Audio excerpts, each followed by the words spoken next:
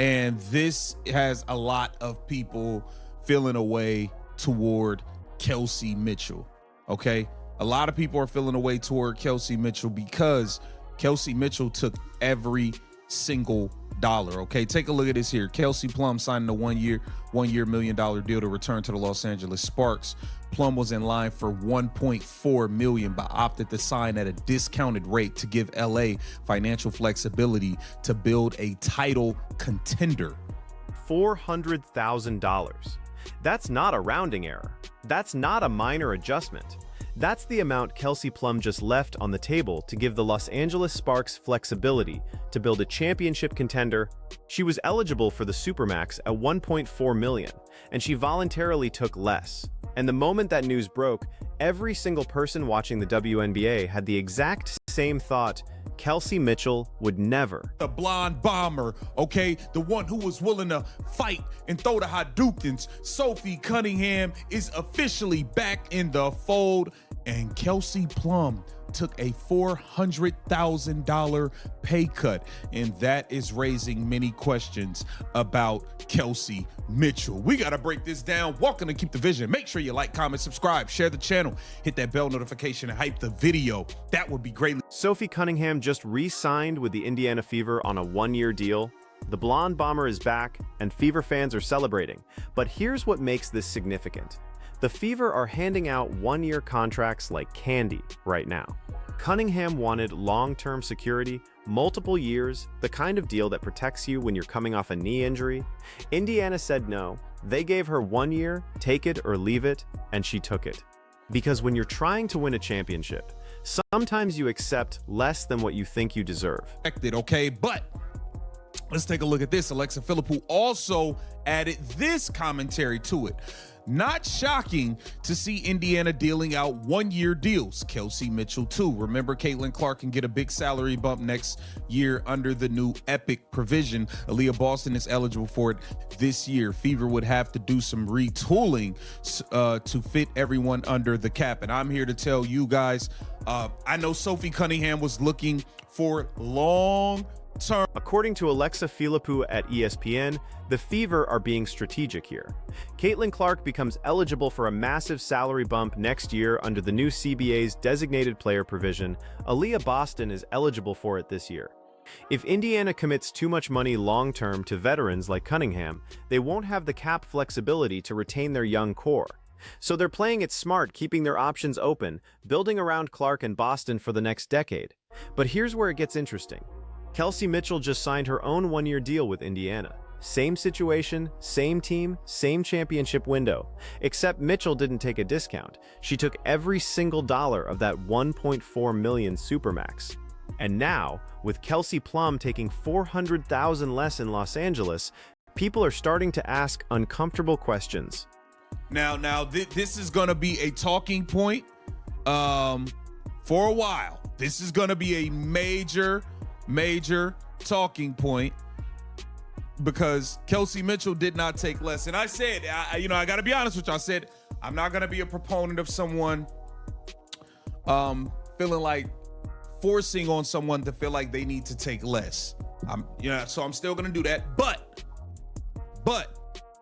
Kelsey Mitchell, we have seen a lot of people taking less. I'm just saying. There's been a lot of players that are taking. Look at how this is being framed. Shams Charania broke the Plum news, and the language is telling. Plum could have signed for the Supermax, but took less to give the Sparks more flexibility. That's not just reporting a contract, that's highlighting a sacrifice. That's positioning Kelsey Plum as someone who's willing to put winning ahead of maximizing her individual earnings, and the contrast with Kelsey Mitchell is impossible to ignore. Mitchell is playing in Unrivaled, she's playing in Project B, she's stacking endorsements and overseas opportunities. She's getting her money from multiple sources. But when it came time to help the Fever build a championship roster, she took the full Supermax and didn't leave a dollar on the table. I'm not demanding that you do, but you took the 1.4 Supermax. You played in Unrivaled. You played in Project B. You got some. Hey. I'm just saying. Kelsey Plum took $400K less. She trying to win. They was able to get NECA because of it. I'm just saying. So a lot of people who feel away about this Kelsey Mitchell thing and her taking every single dollar that was left on the table are 100% going to feel validated by the fact that players like Kelsey, Plum, and there's a slew of other players who have taken. Now, I want to be clear about something. I'm not here to demand that players take pay cuts. The WNBA doesn't pay enough as it is, and women's sports have been undervalued for decades. If Kelsey Mitchell wants to maximize her earnings in a league that's finally starting to generate real revenue, I understand that impulse completely, but we also have to acknowledge what we're seeing across the league. It's not just Kelsey Plum. Multiple players are taking discounts to build contenders, and when you're the only max player on a team that just added a generational talent in Caitlin Clark, when you're surrounded by rookies and young players on cheap contracts, when the front office is clearly trying to build something special, the optics of taking every available dollar start to look different. In the WNBA. Due to injuries, Cunningham was never able to fully display what she was capable of in year one in Indiana. 2 May ankle injuries kept her from getting off to the start she wanted.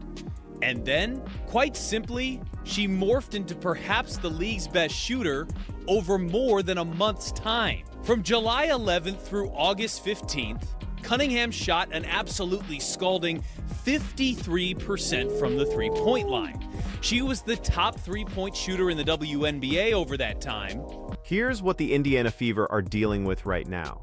They've got Caitlin Clark on a rookie contract. They've got Aaliyah Boston entering her 3rd year. They've got Lexi Hull. They've got Nalissa Smith. They've added Monique Billings on a multi-year deal. They've brought in Ty Harris. They're building a young, talented core that could dominate the league for the next 5 to 7 years. But championship windows don't stay open forever. You've got maybe 3 or 4 years before those rookie contracts expire and everyone starts getting paid. Before the cap gets tight and you have to make hard decisions about who stays and who goes. And in that window, every dollar of cap flexibility matters. Every bit of space you can create to add one more veteran shooter, one more defensive specialist, one more piece that puts you over the top, that's the difference between a finals appearance and a second-round exit. Long term, particularly due to her health.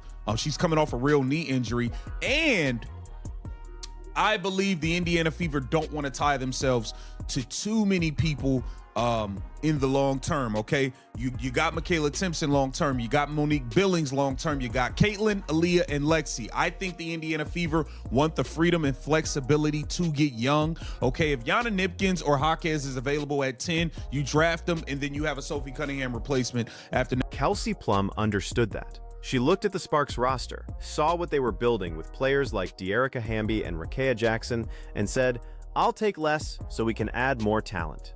And because of that decision, Los Angeles was able to bring in Nneka Ogwumike. They got a former MVP, a veteran leader, someone who's been to multiple finals. That's what $400,000 in cap space can buy you. Meanwhile, the Fever are working with what they've got. And what they've got is Kelsey Mitchell at the Supermax, which is her right, but it's also a choice that limits what the front office can do. Taking significantly less to have a chance to win at a higher level. Get down in the comments, let me know what you guys think. This is Keep the Vision. Let's talk about Sophie Cunningham for a second, because her situation reveals something important about how Indiana is thinking. Cunningham is coming off a torn ACL. She's not a spring chicken anymore. She's been in the league for years, and she wanted the security of a multi-year deal. That's completely reasonable. You're rehabbing a major knee injury, you don't know if you'll ever be the same player, you want guaranteed money. But the Fever said no. They gave her 1 year. And the message was clear: prove you're healthy, prove you can still shoot 53% from 3 like you did during that scorching stretch last July, prove you're worth a long-term investment, and we'll talk next offseason. That's a tough negotiating position. That's the team saying, we like you, but we're not betting our future on you. And Cunningham accepted it because she wants to win with this group. Now think about what that means for the rest of the roster. If the Fever are playing hardball with Sophie Cunningham, a player who shot better from 3 than almost anyone in the league during a critical stretch last season, what does that tell you about their priorities? It tells you they're keeping their powder dry. They're not committing long-term money to anyone except the core. They want flexibility. And in that context, Kelsey Mitchell taking the full Supermax starts to look like a different kind of decision. Because she's not just taking her market value. She's taking money that could have been used to add depth, to bring in another veteran, to give this team a better chance at a title. Is that her responsibility? No. Players don't owe teams discounts. But when other stars around the league are making sacrifices, when your own teammate is accepting a one-year prove-it deal after a major injury, when the front office is clearly trying to maximize every dollar, the decision to take the max sends a message about priorities. Here's what makes this significant. The WNBA is at a crossroads right now. Viewership is exploding. Caitlin Clark's rookie season brought in 3.2 million viewers for her debut, the highest WNBA viewership in over 2 decades. Attendance is up across the league. Sponsorship deals are getting bigger. The next TV contract is going to be transformative, but we're not there yet. Right now, in 2025, the salary cap is still tight. Teams are still working with limited resources. And the players who are willing to take less, who are willing to sacrifice individual earnings for team success, those are the ones who are going to win championships in this era. First incident, the dark side comment. When Kelsey Plum signed her deal with the Sparks, the reaction across WNBA media was overwhelmingly positive. People praised her commitment to winning. They highlighted her leadership. They positioned her as someone who gets what it takes to build a championship culture. That narrative matters. That's how you build your legacy in this league. But that wasn't the biggest issue. The biggest issue is that Kelsey Mitchell is now being directly compared to Kelsey Plum, and the comparison doesn't favor her. Every article about Plum's contract mentions the pay cut. Every discussion about building championship rosters points to LA as the model. And by extension, every conversation about teams that didn't maximize their cap space points back to Indiana and Mitchell's max contract. Think about the position this puts Caitlin Clark in. She's the face of the franchise, the generational talent, the player who's going to define this era of Fever basketball. And she's surrounded by a mix of young talent on rookie deals and veterans on various contracts. When she looks around that locker room, when she sees who took discounts and who didn't, that shapes her perception of who's really committed to winning. And here's the thing about beat reporters. They're going to ask her about this. Maybe not directly, maybe not in a confrontational way, but at some point during the season, someone's going to ask Caitlin Clark about team chemistry, about veteran leadership, about what it takes to build a championship culture. And her answer is going to reveal how she feels about teammates who prioritize individual earnings over team success. Watch that initial interaction again. When Kelsey Plum took less money, she bought herself credibility. She earned the right to demand accountability from her teammates. She created a culture in LA where everyone's expected to sacrifice for the collective goal. That's powerful. That's how you build something sustainable. Now compare that to how she treats other reporters. The Fever don't have that same culture of sacrifice right now. They've got young players on rookie deals who don't have a choice. They've got veterans like Cunningham accepting one-year prove-it deals, and they've got their highest-paid player taking every dollar available. That creates tension. That creates questions about who's really all in. The contrast reveals something important. This isn't about demonizing Kelsey Mitchell for taking market value. This is about recognizing that in a salary cap league, every dollar matters, and the teams that win championships are usually the ones where star players leave money on the table. Look at the NBA. Tom Brady took discounts for years in New England. LeBron James restructured deals to help Miami build the Big Three. Steph Curry took less than the max to keep the Warriors dynasty together. Scott Agness had to know this was coming. He covers the Fever for The Athletic, and he's been reporting on Mitchell's contract situation for months. When Plum's deal broke, he immediately connected it to Mitchell. And the implication was clear. If Plum can take less, why couldn't Mitchell? What makes this particularly awkward is that Mitchell is actually having a great individual season. She's scoring, she's efficient, she's been a model of consistency for years. This isn't about her performance on the court. This is about the business decision she made and how it compares to what other stars around the league are doing. This dynamic is going to continue all season. Every time a star player signs a team-friendly deal, it's going to get compared to Mitchell's max contract. Every time the Fever fall short in a close game because they didn't have enough depth, people are going to wonder what they could have added with an extra $200,000 or $300,000 in cap space.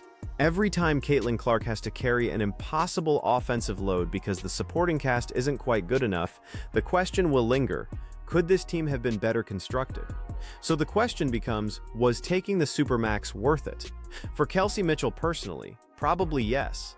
She's maximizing her earnings in a league that doesn't pay enough. She's securing her financial future. She's getting what she's worth on the open market.